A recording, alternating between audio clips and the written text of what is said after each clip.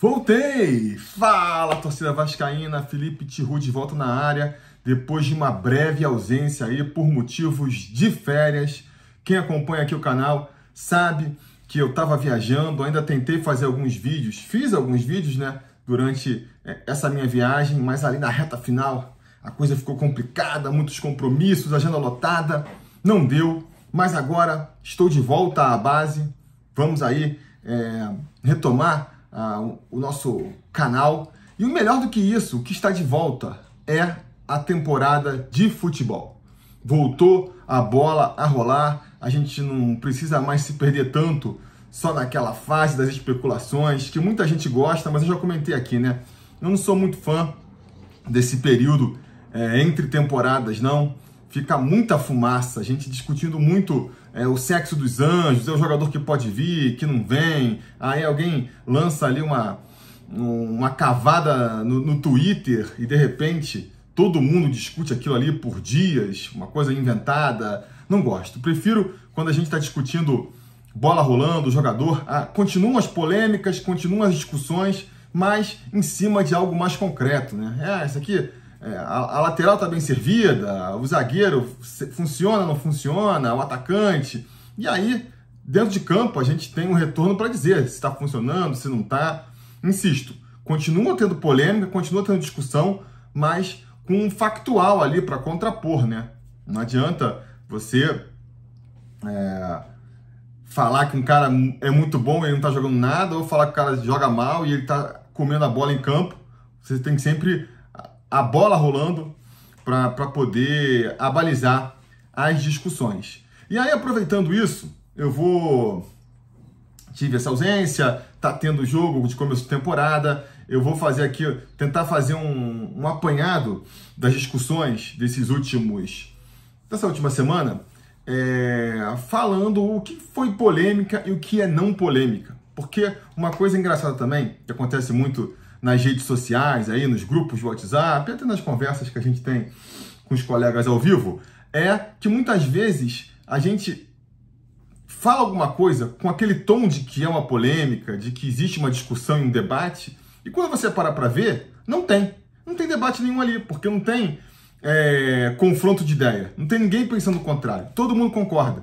Você fala uma coisa, parece que você está colocando ali uma ideia diferente, ou fazendo um contraponto a um outro pensamento, e quando você para ver, não tem nada disso. E não existe exemplo melhor do que a não polêmica enguiçada, a não polêmica que nunca irá embora, já tem aí já vem de outros carnavais, vai acontecer no futuro, acontece em outros clubes, não é uma não polêmica só do Vasco, que é a questão do time precisa contratar.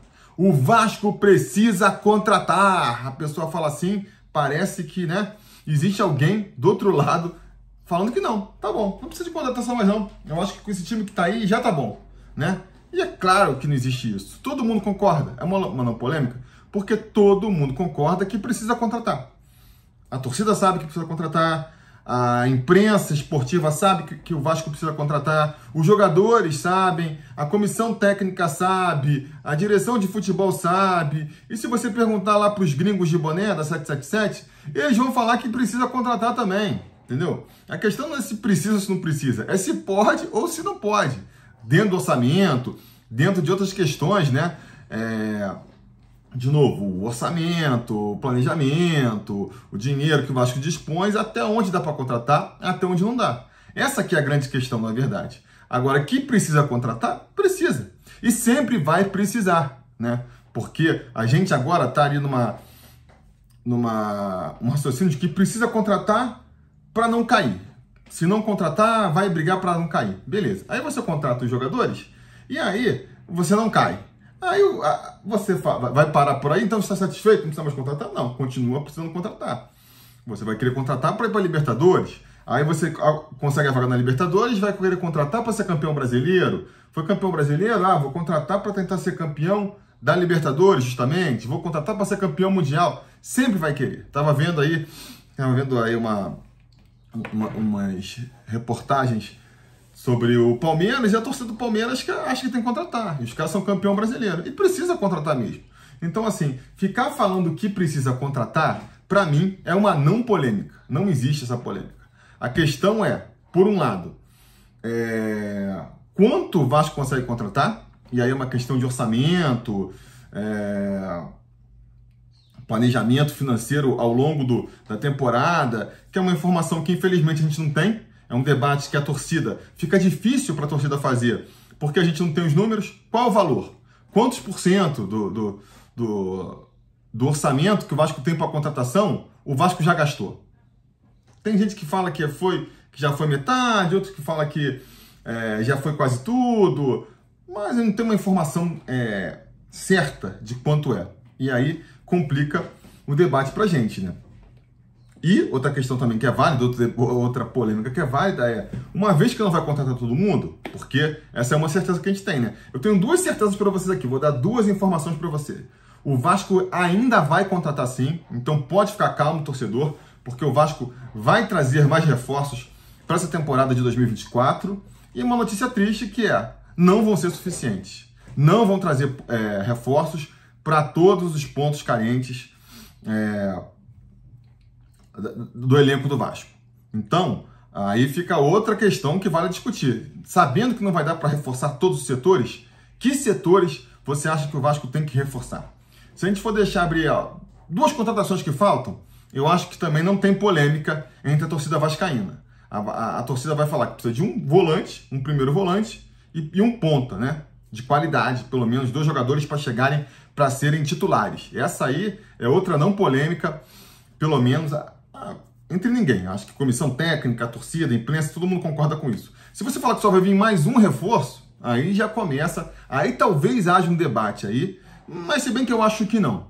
Eu acho que se for para trazer um, tem que ser um ponta. Você concorda comigo? Você só pode trazer mais um jogador. Gastar dinheiro ali no jogador de qualidade.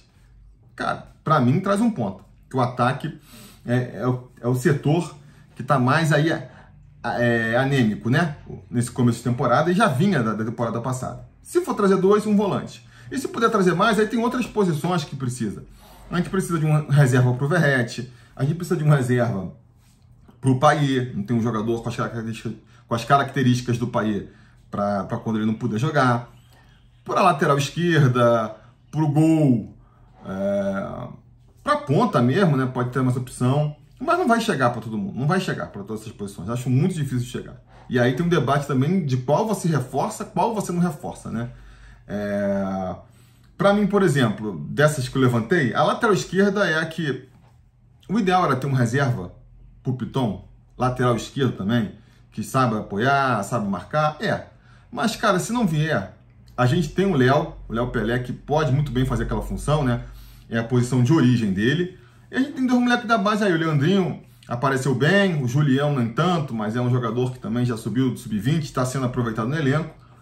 Então você tem ali um jogador mais experiente, que pode cumprir bem aquela função, 2 jogadores da base para serem experimentados. Não é a situação ideal, mas dá para levar, né?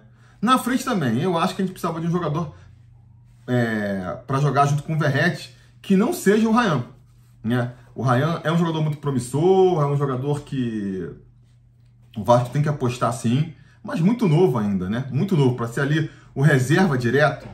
O ideal é que tivesse um outro atacante ali. Se não vier, vai ficar meio curto, mas dependendo ali, se for gastar grana para trazer mais ponta, para trazer volante, beleza, dá.